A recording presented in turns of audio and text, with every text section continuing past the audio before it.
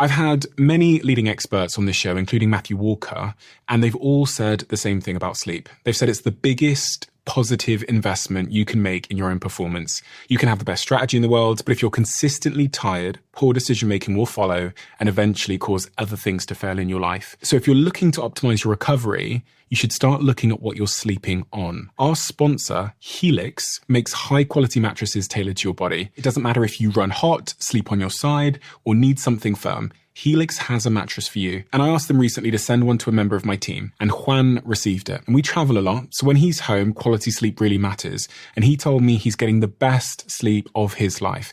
And the data backs it up, with 82% of people in a Helix study saying they saw an increase in their deep sleep. And with a 120-night trial, you've got 4 months to prove it to yourself. You can get 27% off at helixsleep.com/diary. That's helixsleep.com/diary. For the last couple of years, I've been working on something that I realized every podcaster listening to this, but actually probably every creator listening to this, might just need. Podcasting is difficult for many reasons. And one of them is that these hosting platforms don't give you much information. And also, because they're so fragmented, you kind of have to go through every single platform, uploading it to YouTube and then taking the same big old video file and uploading it to Spotify's platform. It takes huge amounts of time. And that friction means most of us don't do it. That is the problem we set out to solve. And so we built something called Flightcast, which you can find at flightcast.com.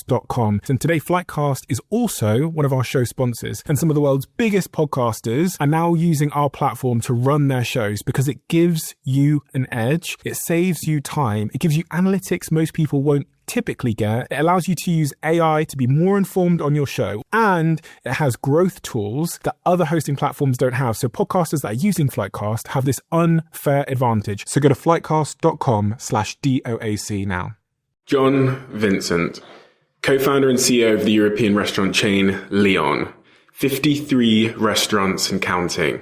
This podcast is deep.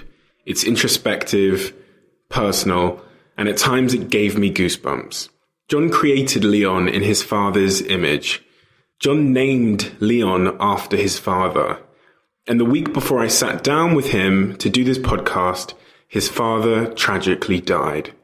When you dedicate your life to creating something for someone and then they die, how do you feel? How does he deal with the inevitability of bad news every second of every day that running 53 restaurants brings him? How did he build Leon? What was the sacrifice? What is his truth? What does he need to tell you? This conversation with John has terrified my ego. It changed my perspective and it reminded me of what actually matters. You have to listen. Without further ado, this is chapter 14 and I'm Stephen Bartlett. This is the Diary of a CEO. I hope nobody is listening, but if you are, then please keep this to yourself.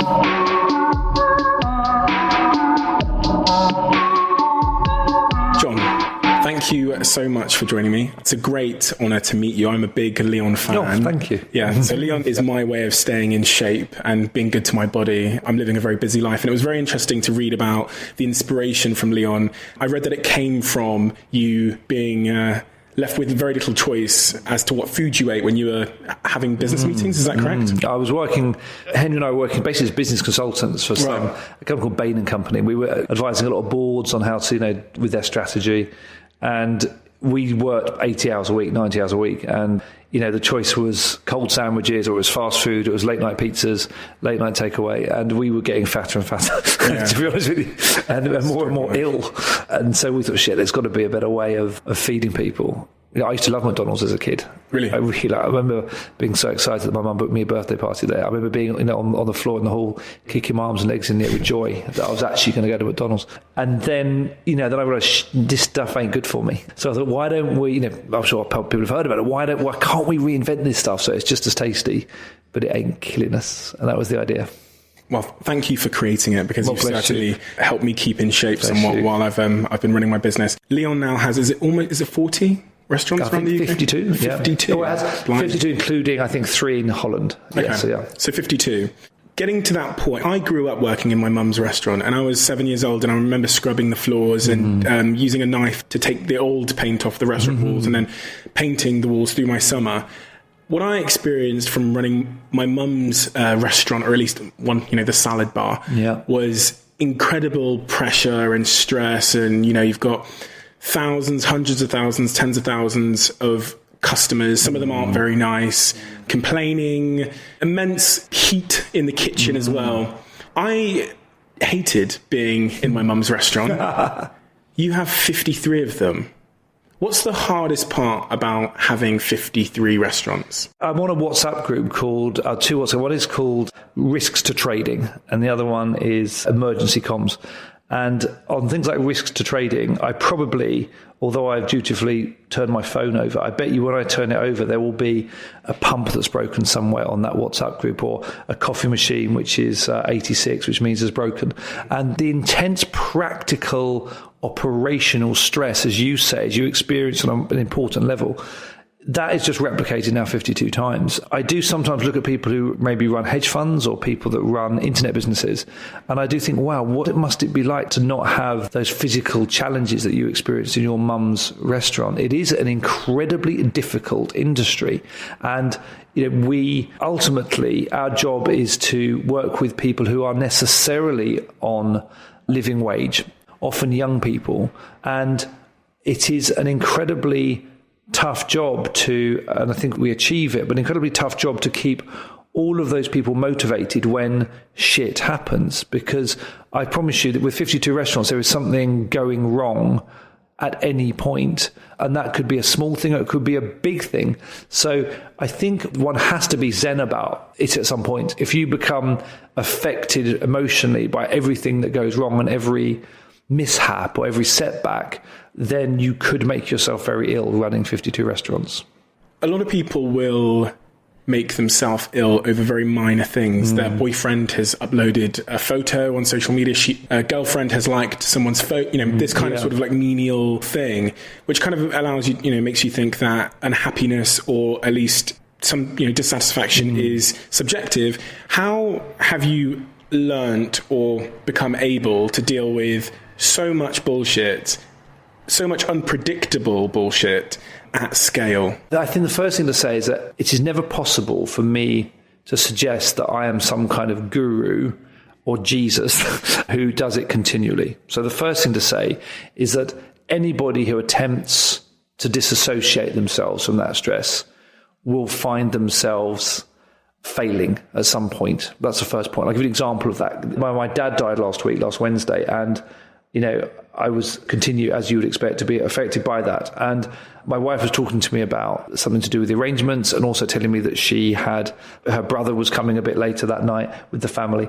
And I remember looking down, and someone had given one of our wraps a 3 out of 10. And in that moment, with all the pressures that were going on with my dad, I got pissed off about it. And I ended up in that moment actually having a row with my wife about it. I mean, why I was around with my wife, or taking it out on Katie because she was accusing me of not listening to the fact that her brother was going to be a bit late with her family. I shouted at her, right?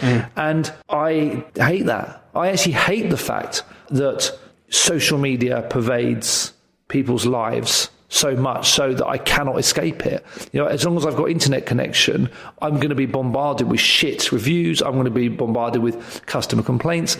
And I think to some degree we need to recognize the fact that we are, with technology, building ourselves a bit of a horrible world where one finds it difficult to escape from that. But having said that, you know, I'm finding a lot of insight in the work that I'm doing with the Leon Wellbeing Director called Julian Hitch around understanding some of the Taoist, which is traditional Chinese philosophy, and some of the Zen philosophy that informs a martial art that I've been learning for the last 3 years called Wing Chun.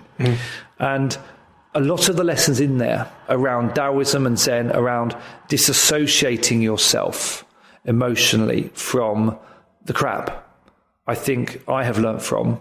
And if there's anything that I can suggest to any of the people listening to this, it's really to learn to die every day. There's a verse in the Tao Te Ching which says, die every day, which means recognize the fact that we are all as low as water. The wave is not really separate from the ocean, if that makes sense. The wave looks like a separate thing, but within the next 3 seconds is going to submerge back into the water. And I think we need to recognize the fact that we are all like waves. We're all nothing. We're all as level as the sea. And I think that there's a certain mental ill health that has been developed in the West by thinking that we are something other than that, by thinking that we're somehow special, or the fact that we need to be different and special and disconnected from other people. And I think I find most comfort in realizing how insignificant and reassuringly insignificant I am. And that helps me. We live in a world where, as you said, everything is designed to make us feel significant, right? The sort of fundamental design of social media is to reinforce us in some way that we are what we said was smart or funny or, you know, worth sharing. What, in your perspective, are the dangers, and you've touched on a few of them there, of our kids and your kids growing up in this sort of social media world? Well, I think it's the old phrase, isn't it? If you put a lobster or a frog even into boiling water, it will jump out. But if you slowly boil it, then it doesn't realise it's being boiled. And I think our kids are being slowly boiled and they don't realise it. And I went to a conference the other day where they were talking about how babies are going to be chipped and that mothers and fathers will be allowed to have lower taxes and lower insurance if they allow their babies to be tracked from a health perspective, because of course it will reduce the NHS bill, and of course it will reduce the policing bill if we know where everyone is. And I think we all have to recognise the fact that we will be sold in what seem to be very rational terms, very economically viable terms, to track our own health, to accept being monitored in terms of our whereabouts and our physical health. And I think we need to recognise that that's shit and that's not good. And I think that the dangers are that on the one hand, we will lose our freedoms that I think are very dear at a practical and an emotional level and spiritual level for people to actually have freedoms. And the other is that we will start to believe our own storytelling and ego. And I think when you talk, Steve, it's really interesting about we are constantly, told to create our own online brands, to curate our own online brands. I know, perhaps when one of my daughters takes a photograph to go on Instagram, maybe it takes an hour and she chooses one photograph out of 1,000. That doesn't happen often. Sure. But I've seen that happen. And so therefore people think that what they see online is somehow real and true. And we pretend that social media is a window into truth. And unfortunately, it is a window into artifice. And the more artifice and lack of truth that we pervade and popularize, the more mental health disorders will be created. And I think it's based on the other idea, the fact that, people talk about I, and we talk about ego, and we talk about the people that we are. But I think we need to recognize that we don't exist, by which I mean the Steve Bartlett or the John Vincent, they're both just constructs.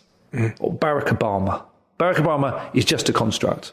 Barack Obama is a set of stories that have been told, set of media imagery, media storytelling. And as we think about our own individual identity, it's worth remembering the we that we think exists is based on a whole bunch of myths that we've told ourselves. So first of all, we're in the cot and someone says, Steve. And then you keep hearing this name, Steve. And you're like, fucking hell, this is getting ridiculous. They keep mentioning this word, Steve. What is Steve? And then eventually you realize, shit, they think that I'm separate from them. That's weird. Of course I'm not separate from them, but hey, I better start believing it. And then you go to school and they call out your name in class and they say, Steve, and you put your hand up. That reinforces this idea that you're separate. And they say, Steve, you've won the history prize. And you go, hey, Steve's good at history. Now, whether it's true, half true, or not true, you create a sense of who you are. It's mostly not true. The Steve that we have in our mind, or the John Vincent that we have in our mind, it's a set of myths, a set of stories that we tell ourselves. And we tell ourselves because we attach identity and constancy to it. What's the danger of us doing that? The danger is that we start to become very unwell and we stop being happy now. So if I think about the major lessons, they are: do not seek happiness from a future occurrence. Do not defer happiness to this magical island that exists, that once we arrive at this magical island, we will be happy. And do not associate your happiness with money. Do not associate it with fame. Do not associate it with recognition from third parties. Because as soon as we put ourselves into a situation where we are deferring happiness into the future, we are clearly off balanced in the present moment. And if I look at the tribespeople that I meet, certainly the ones that I meet in Africa and the ones that my friends have met in Brazil, they are rooted in the present moment. They are absolutely conscious and present now. And the problem with living your life abstracted online or abstracted in the future means that you are off balance and you are not getting fulfillment from the now. And, the martial art that I do, Wing Chun, is predicated on fulfillment coming from the practice, not from the result of the practice, not from one day I will win this fight, not one day I will have this glory. I hear what everybody is asking themselves, which is, how do you be present? I read your Twitter bio and it says that you're taking a break from Twitter to be more present. So I was going to ask you about that. So how do I be more present in a very, very busy digital world where notifications are bombarding me and everything is about the future and making plans and schedules and things like this? So we're talking very practically, aren't we? Is that what you mean? Okay, so yeah. I think there's a practical element and then there's a sort of mental element. The mental element is to start by not valuing anything. So by which I mean recognize the fact that ultimately the very act of breathing, the very act of trusting our subconscious processes to drive our immune system or the process of making sure that we're breathing, only value that. So that will immediately put you into a situation where all you're valuing is the things that are literally within your own body. As soon as you value a prize that you might get or what a girlfriend might think of you, you are putting yourself in a much worse position from the point of view of your own mental health and almost act as if you're dead. And I think some people might think this is a bit strange. So I think people are going to have to bear with me here. But if you say, I am dead, I've died, it allows you to suddenly revalue the things you really then want to value. So if you start with a starting point that says nothing is of value, I am dead, you then start adding back the things into your life that are only the absolutely critical things. And what are those things to you? On the practical side, I would say breathing is the most wonderful way of becoming present, and physical-based meditation. So some people may have downloaded the Headspace app, or some people might have found that, those sorts of things in terms of meditation help.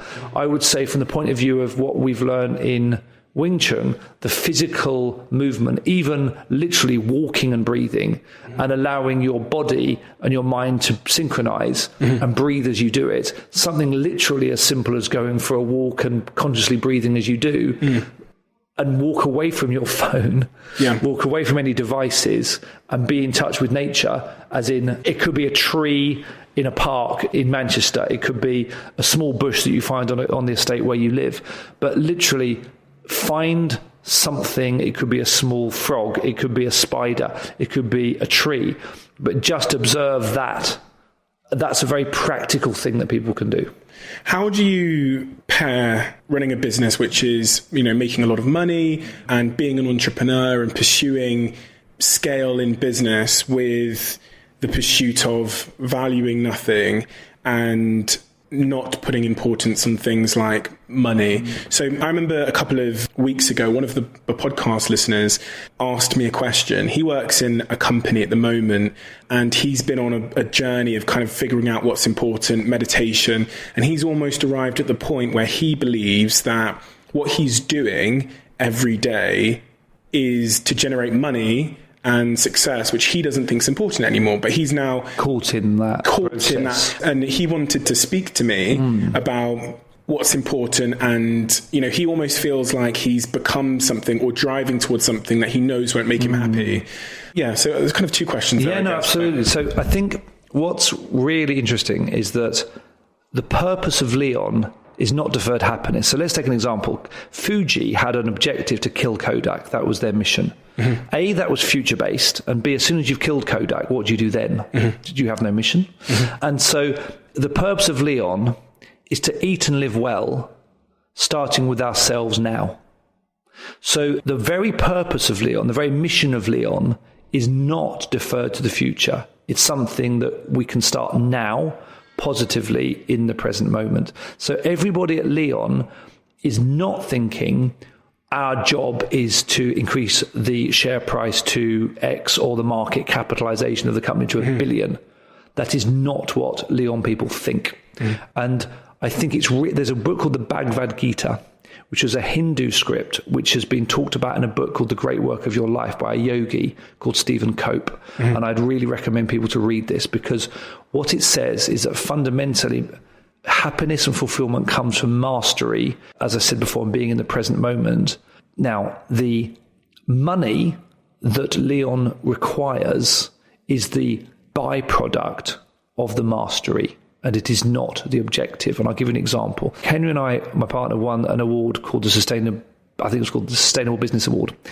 And Sanjay Javid, who was, I think that was, excuse me if I haven't pronounced his name right, the business minister, stood up and said, the purpose of capitalism is to make money, but oh shit, we better make it sustainable. And I realized as I was going up to accept the award that it's like looking down the wrong end of the telescope. If we were a Brazilian tribe, we wouldn't wake up in the morning and think, I know, let's make money. And then once we've made money, we've killed the ants and the monkeys, and we've poisoned the rivers and we've chopped down the trees, let's give back. Let's go to a charity auction, buy some Wayne Rooney signed shirt and give back. That'll make us feel good, and we'll stick that up in our garage, in our mansion, right?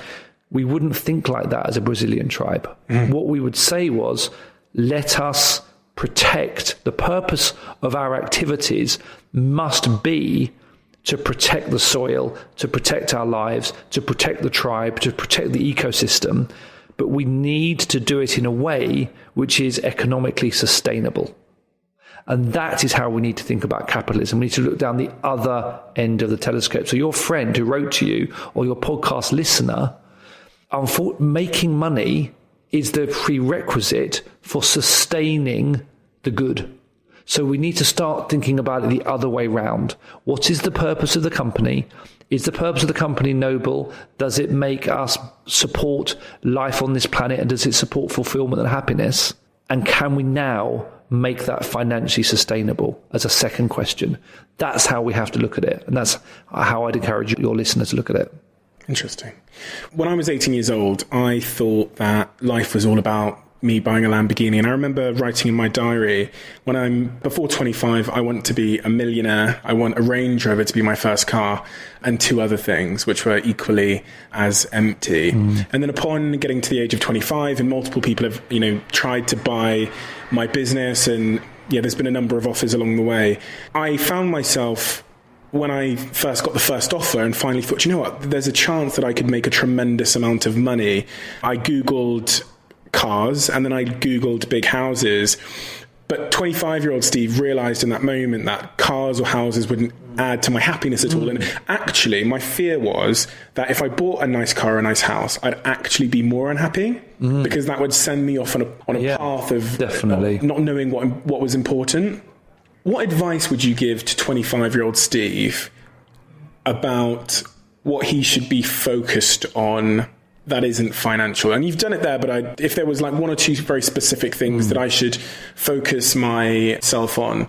Someone told me once that a lot of sort of purpose and fulfillment comes from like personal challenge. It comes from doing good for others. What are those things to you that if there was one thing, let's say, that I had to focus myself on, that's not buying a nice car or a nice house, what would it be?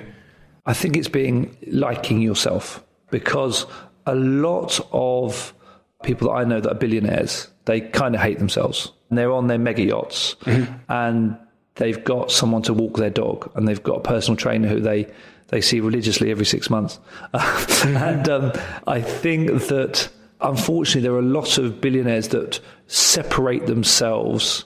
Either they separate themselves from their true friends, the friends that haven't kept up with them financially, and they end up in this rather sort of, I think, sort of sick kind of world of billionaires, if you see what I mean, all with the same values. And I would say being able to sleep at night and looking at yourself in the mirror. We have is it Ju Jing, a phrase in Wing Chun called Jujing, which is face yourself. And I think the ability to face yourself with real comfort, and that absolutely does not come from money. Of course, if people are listening and they say, well, fuck you, I haven't got any money, and it's fucking difficult. Yes, it's absolutely difficult when you haven't got any. But there's a threshold beyond which money does not buy you happiness. Money can take away some of the struggles that provide stresses to many people, but it's not a linear relationship after that point. The more money you have, sometimes there's a negative impact on your happiness. There's something in the Kabbalah tradition called bread of shame, which is basically about if you've got money that you haven't necessarily earned, or it's come as a windfall to you because your business has been overvalued or whatever, you don't feel good about it. And bread of shame people tend to spend on, I hate to say it, they spend money on cars or even hookers or whatever, because actually they don't feel spiritually good about the money they've made. And I would say that unfortunately society has manipulated our fight or flight response. It's manipulated our fear response. And that when I was at P&G, which is a consumer products business, step one of the advert was create the fear. Isn't it embarrassing when you've got dandruff on your shoulders? Isn't it embarrassing when people can see a sweat patch underneath your arm? Isn't it terrible when people come and see you've got a dirty kitchen? That is all, and step one was create the fear. So I think what your listeners need to understand, especially if they're young, is that adverts are trying to make them fearful. That's the purpose of the first bit of an advert. And then people will pile in with the solution. Don't worry, you can have this anti-dandruff shampoo. Don't worry, it's got these amazing little micropidules called some made-up scientific name that means it's going to work. So constantly we are being bombarded with advertising that is manipulating us. And I think we have to separate ourselves entirely from those sorts of images, impressions, and not let our ego be manipulated by those messages. You touched on a second ago about hate. That 3 out of 10 you got for the raps from that person that reviewed online. Obviously not true. Your raps are amazing. But that's beside the point. How do you deal with hate, not just online, but much closer to home, from friends, family? I imagine when you said, to people around you that you were going to start this restaurant, there was a lot of funny looks or people that were giving you false good wishes. How have you learned to deal with hate?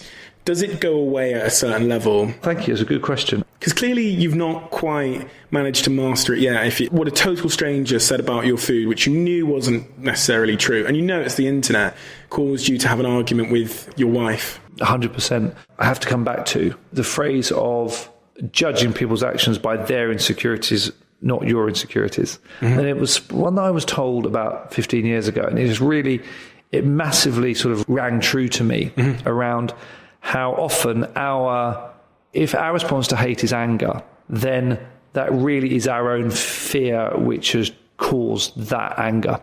And so in a moment where someone might say, hey, I've rated your wrap a 3 out of 10, by the way, I bet McDonald's could have done a better job. If I'm A, knackered, to be honest with you, B, hungry, maybe, C, there's so much other personal shit going on, and D, if I think things are unfair, I know that that's something which triggers me. So I've got, there's something called the Enneagram, which is a wonderful personality profiling tool, which I'd recommend anyone listening to go ahead and look at, ENNEAGRAM. And I'm a number 8, which is protector or challenger. And the protector or challenger doesn't like things that are unfair. So 80% of the time, our number 8 is Nelson Mandela.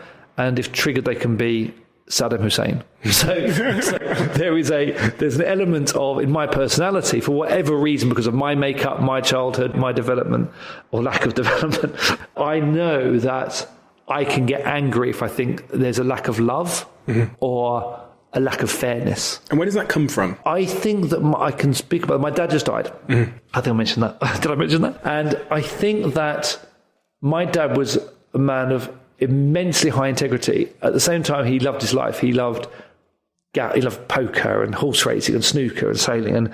And I loved him. And I loved the things that he stood for. And he was quite a gentleman and quite a shy man. And often I used to look back at him being sometimes overshadowed by people with larger personalities. And I used to think that was unfair. Does that make sense? And I used to think that certainly at work, maybe he was dominated by third parties, I think, or people with bigger egos than him.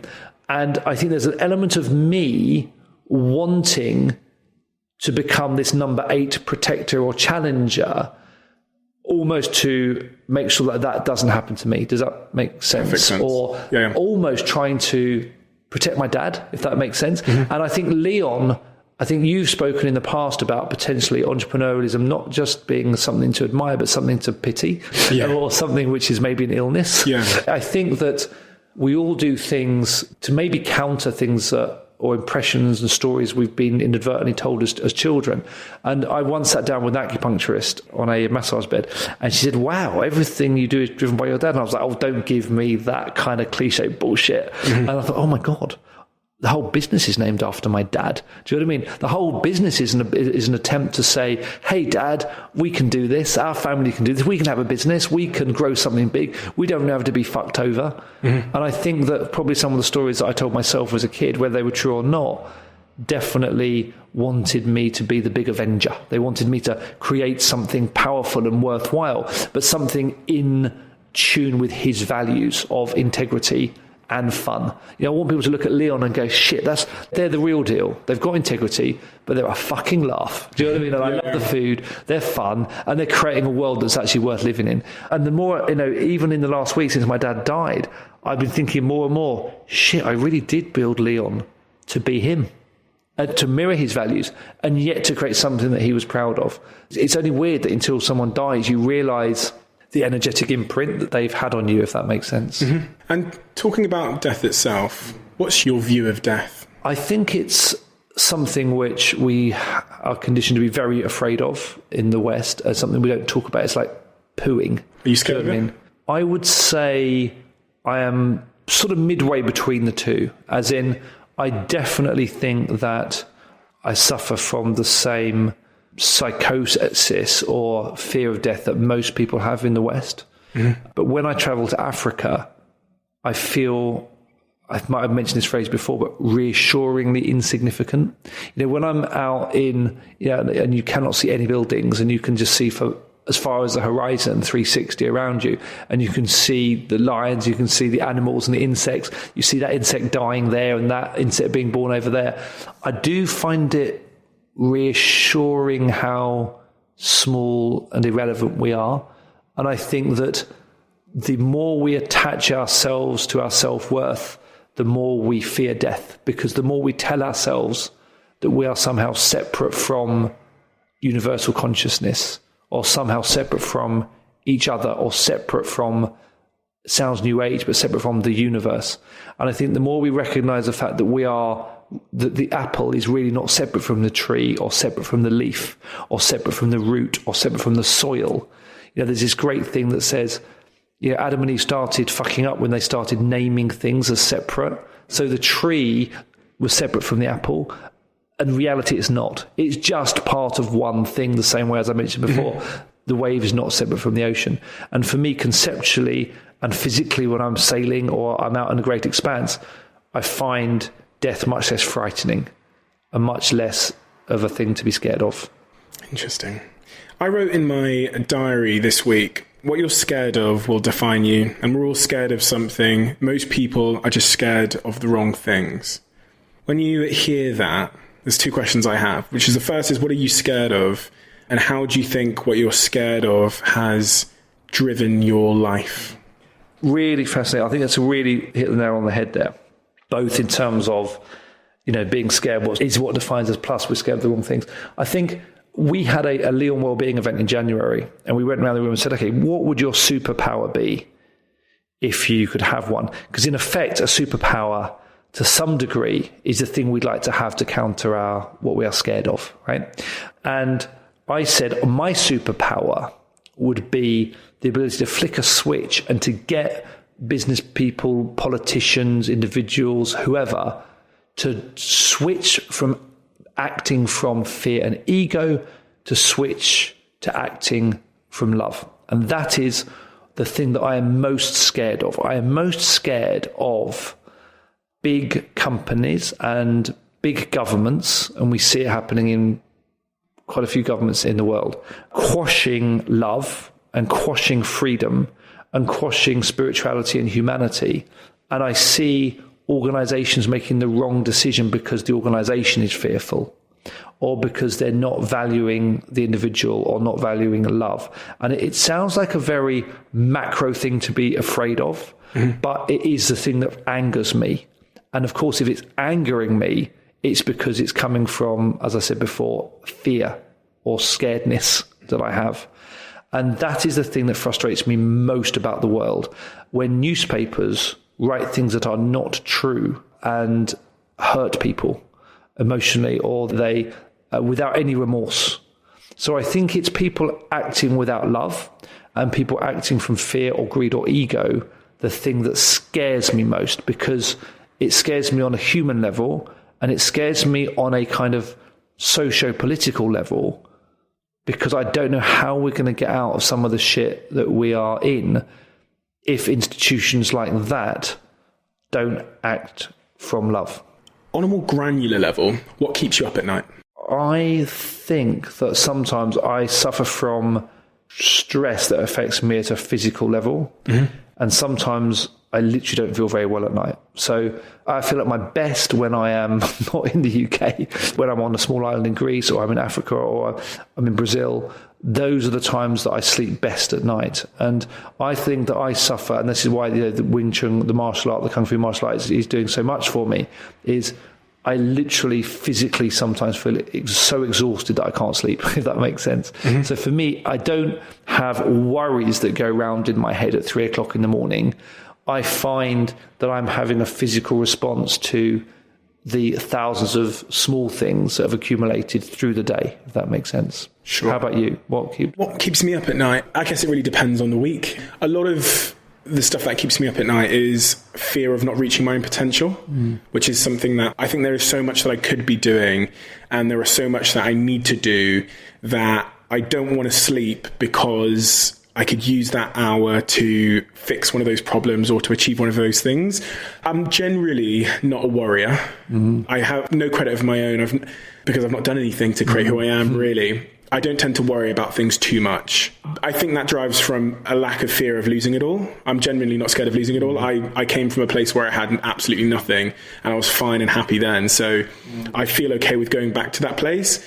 I'm not okay with other people losing their jobs, but I'm okay with losing my own, if you know what I mean. And then I worry about really petulant things that I imagine all like CEOs worry about, you know, how someone in the office feels, or someone hands in their notice at work that might get to me one day and stay with me for a week, or having to dismiss someone might literally keep me up and thinking for that's weeks true. on I've end, had that. you know? If I have to get rid of someone who I know is not performing but I really like, that has kept me up at night. In the last year, that's the one thing that affected me the most, was someone that had been with me for a long time, having to go and see them and to let them know that they wouldn't be in the team anymore, was the one thing I can cite as giving me the most, I'd almost say anxiety, to the point where I found myself laying in this little thing I have, the little bathtub hot tub thing I have on the terrace at night time, telling myself to focus on the Leafs. Because I just needed to like center myself and be more present, because I was thinking too much about the future. And that's never too good. And having done that, would you find it easier next time? Or was it more easy to get? I mean, I've done it multiple times and it doesn't seem to get that much easier. I mean, from the first time till now, it's definitely easier, but it's still incredibly hard. So that's one of the things that I just hate. It's the worst part of my job. And just very quickly, I know that this is about you achieving your potential. Sure. Do you think it's possible to achieve your potential? No.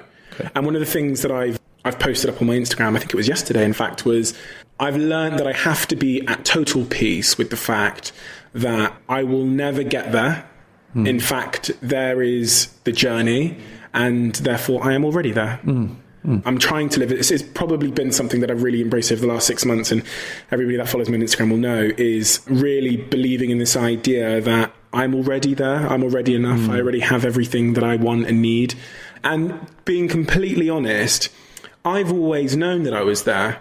When I was 18 and I was shoplifting pizzas to feed myself in Moss Side, which is notorious for all the gun crime, and living in this shithole with no electricity, I was really happy And I was How do you really shoplift a content. pizza? That's clever. You go in, what you do, you walk in and you go straight up to the person behind the till. You ask them something because then they don't think you're scuttling around back trying to steal pizzas. Then you go get the pizza because and you're just as smart as you can. So I would never. It was just because I'd not eaten for like days on end. So I would go into takeaways and hope that someone had left some scraps there and take those. It was just tough times, But the point was, I knew I was as happy then as I am now. And that's one of the things that I'm most grateful for, because I didn't pin my happiness on attaining something, but I was told by Instagram and these new influences in the world that I would become happier or, something when I got money and stuff. I think people have to understand that there are so many unhappy people who have...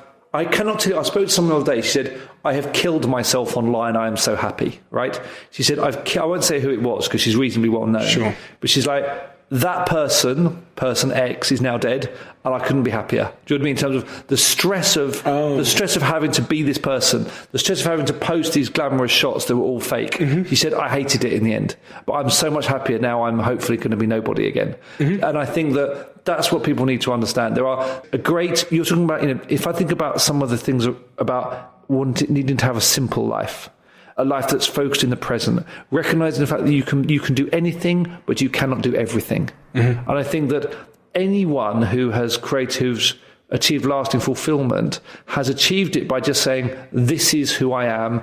I'm really cool with it. Mm-hmm. And I'm not trying to be these other 7 things that I could be. Mm-hmm. Because we're so imaginative. We imagine the banker, the John that is running Greenpeace, the John that is playing at Glastonbury next week. All of those are valid parallel universes. We could possibly, I couldn't do the Glastonbury thing, but we possibly could do any, or maybe on the triangle, we could possibly do any of those, but we can only do one of them. And I think that finding peace in that and finding simplicity and replacing fear of missing out with love of missing out, I think is definitely the way forward.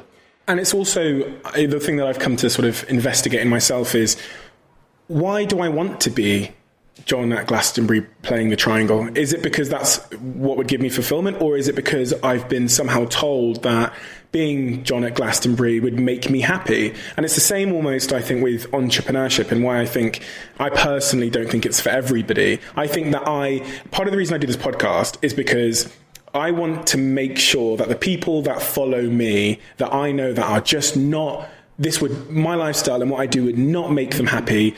I want them to know that it's not all roses and wonderfulness and happiness. Like, I'm happy because I'm doing me, but in doing me, if you try and do me, you might lose you. 100%. And that's and entrepreneurship has been glamorized. Yes. I remember the Social Network movie. Absolutely. You see Mark Zuckerberg there, 1 billion users, all this money, all these things.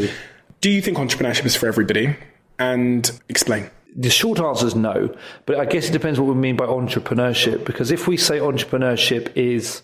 your life, is what you do. I would say I am... at the scale you do it as well. I would say that entrepreneurship, if it's defined as imaginatively creating new opportunities and innovating, I think anyone can do that without having to be John Vincent. And you can do that by being a PA to a marketing director. You can do that by being a salesperson, working in a factory. You can be the person that puts their hand up and says, hey, I've worked out a much better way of making this widget. That's entrepreneurship. And I think that at the very least, society should offer everybody the opportunity to be entrepreneurial in that way. The ability to contribute, the ability to be creative, the ability to be listened to be an intrapreneur within any organisation or any business. And I'd love everybody to be a leader. I'd love there to be 6 billion leaders in the world where everyone puts their hand up and suggests ways to make things better. But that doesn't mean to say that everyone has to be the person that starts a company. And I think you're absolutely right. And I think you've alluded to it or said it explicitly, which is the life that I lead is purely the product of my history, what I love, what I'm scared of, what I want my superpowers to be. And I think it's really dangerous to have role models sometimes. It's really dangerous to think, I'd like to be like Richard Branson. Confusing. Or I'd like to be X or Y.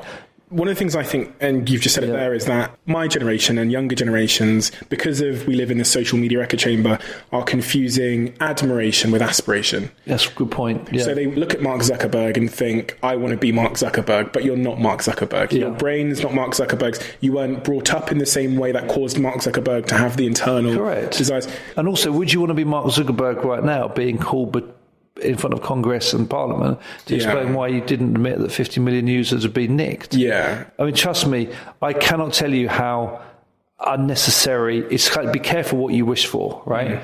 It's a phrase which is be a good version of yourself, not a second-rate version of someone else. I think he's absolutely right. And What's the cost of being John Vincent, CEO of Leon? I think I hope my kids aren't listening to this, but I want to die a little bit earlier than I think I would have done. Mm-hmm. I think the stress that it puts on me is probably meaning that my cells are reproducing not as perfectly as they should be. Mm-hmm. I think that my gut health isn't as good because I'm stressed. I'm killing all the good bacteria. Mm-hmm. So I think the cost is a very physical and emotional one. And I sometimes wonder whether I sometimes find it very difficult. People might be very surprised by this, but sometimes I find it difficult to feel good.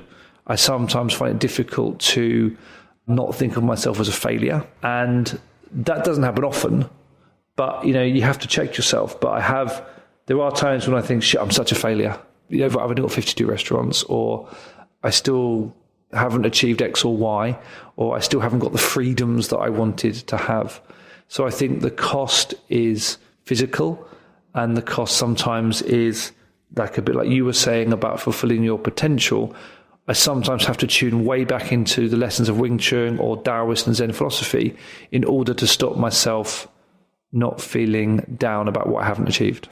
Katie, she's your wife. Nice girl. Yeah. I read about how you met her. She was wearing a fake wristband. She said, your research is good. Yeah, I know, right? You said to her, you've gate crashed, but I won't throw you out if you snog me. Yeah. I think if that was you're today... Fucking me, you're good. You should be employed by MI6, man. Or maybe you are. I don't know. Oh, look, it's not funny. She just texted me. She says, what would Helen Wright like for a birthday? That's not very profound, is it? But you've been married for 15 years, and I guess this is my last question, but married for 15 years, doing what you do, and all the stresses and all the bullshit that's unpredictable. Every time you look at your phone, she might be, as you said, talking to you, and you might be a million miles away because you've just received some news in your emergency WhatsApp group that something's on fire. Does she understand what's the impact that running this business and running businesses like the one you run has had on the relationship? And speaking more selfishly, as a single guy that's failed in relationships, I think, because I run a business, what advice would you give to me? So 3 questions there, but answer how you like. So does she understand? Yes. Yeah, that's what was the second one. Second one was, what has been the impact on the relationship because of Leon? And the third one was advice for myself. Oh. So let's start with, does she understand? Katie is the most amazing person. She is a broadcaster, journalist, business person in her own right. She's got her own production company. She presents the prom. She used to be an ITV newsreader. She's a DJ on Radio 3, a presenter on Radio 3. And I couldn't, she's been on Strictly. She's done all sorts of stuff. She's the most amazingly, wonderfully spirited and talented person. And so she has her own adventures, right? So it's not like she's there dutifully cooking for me when I go home. So I think she absolutely is of a similar spirit to me. Mm-hmm. So she totally gets it and she totally understands. Is there a butt coming? I think there's a butt coming. Yes, you can see it. I'm sure there are times when she thinks, oh, John, please just relax and stop going over the same stuff in your mind about, should I do this, should I do that? I definitely allow my business life to pollute my home life. And I would like to be more disciplined about that. So I've tried locking my phone in a little red metal box on a Friday night, right? I've tried saying, right, I'm going to clear all my work stuff out of the study at home. But my brain is always thinking, and it's often thinking about work. And so I think her frustration is she will literally say, oh, what should we do tonight? And she has to ask me 4 times because my brain is just thinking about a business problem. I would love for that not to be the case. I would say for you, unfortunately, I haven't got many silver bullets for you, but I think suddenly you will find a woman who fits, who's got her own confidence, interests and strength of character, so that you are a partnership of equals. And I think you'll find that.